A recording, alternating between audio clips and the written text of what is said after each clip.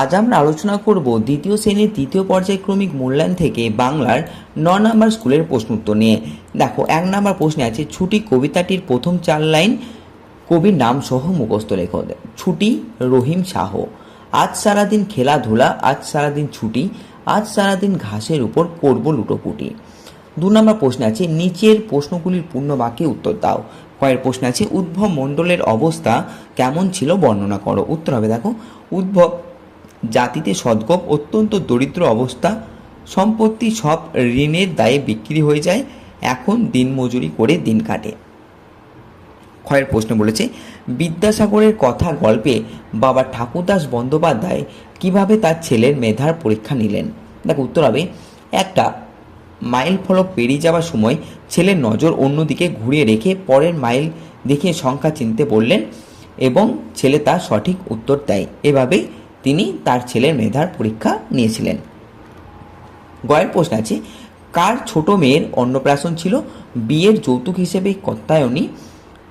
কাত্যায়নী ঠাকরুন নিস্তায়নীকে কি কি দিয়েছিলেন। দেখো, উত্তর হবে দুর্লভবাবুর ছোট কন্যার এক গাছি সোনার হার আর ১০০ টাকা তিনি দিয়েছিলেন যৌতুক হিসেবে। ঘয়ের প্রশ্ন শম্ভু ডাকাতদের সঙ্গে কিভাবে যুদ্ধ করেছিল লেখো। উত্তর হবে পালকির ভাঙা ডান্ডা ছুঁড়ে লাঠি ঘুরিয়ে ডাকাতদের সঙ্গে যুদ্ধ করে শম্ভু। ইংয়ের প্রশ্ন মধু বিশ্বাস কে ছিলেন? উত্তর হবে স্টিমার ঘাটের স্টেশন মাস্টার। এরপর দার্জিলিংয়ের পথে সবচেয়ে উঁচু স্টেশনটির নাম কি? উত্তর হবে ঘুম। ৬ প্রশ্ন বড় হয়ে নরেন কি নামে পরিচিত হয়েছিলেন? উত্তর হবে স্বামী বিবেকানন্দ নামে। ৩ নম্বর আছে অর্থ লেখো। নিতান্ত থেকে হবে খুব, মুলুক থেকে হবে দেশ বা অঞ্চল, প্রাঙ্গণ থেকে হবে উঠান, শুশ্রূষা থেকে হবে পরিচর্যা। এরপর আছে ৪ নম্বরে যুক্তাক্ষর দিয়ে প্রতিশব্দ লেখো। হাতি থেকে হবে হস্তি, ঘোড়া থেকে হবে অশ্ব। ৫ নম্বর আছে বিপরীত শব্দ লেখো। অত্যাচারী থেকে হবে উপকারী আর উপযুক্ত থেকে হবে অনুপযুক্ত। ৬ নম্বর আছে উপযুক্ত শব্দ বসিয়ে পংক্তিগুলি সম্পূর্ণ করো। কয়ের উত্তর হবে সাতকড়ি ভঞ্জের মস্ত দালান, কুঞ্জ সেখানে করে প্রত্যুষ গান। ক্ষয়ের আছে জাহাজের ছাদে ভিড়, নানা লোকে নানা মাদুরে, কম বলে লেপে পেতেছে বিছানা।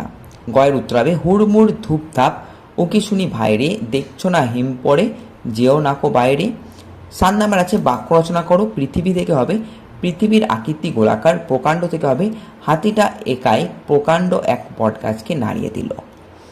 ৮ নাম্বার প্রশ্ন আছে দেখো শব্দঝুড়ি থেকে শব্দ নিয়ে শূন্যস্থান পূরণ করতে বলেছে। তো কয়ের প্রশ্নের উত্তর হবে শান্তির দূত বলা হয় পায়রাকে। ক্ষয়ের উত্তর হবে দোয়েল পাখি গান গায়। গয়ের উত্তর হবে হেমন্তকালে ফোটে জিনিয়া ফুল। ঘয়ের উত্তর হবে হাতির ডাককে বলে ব্রিংহর্ন।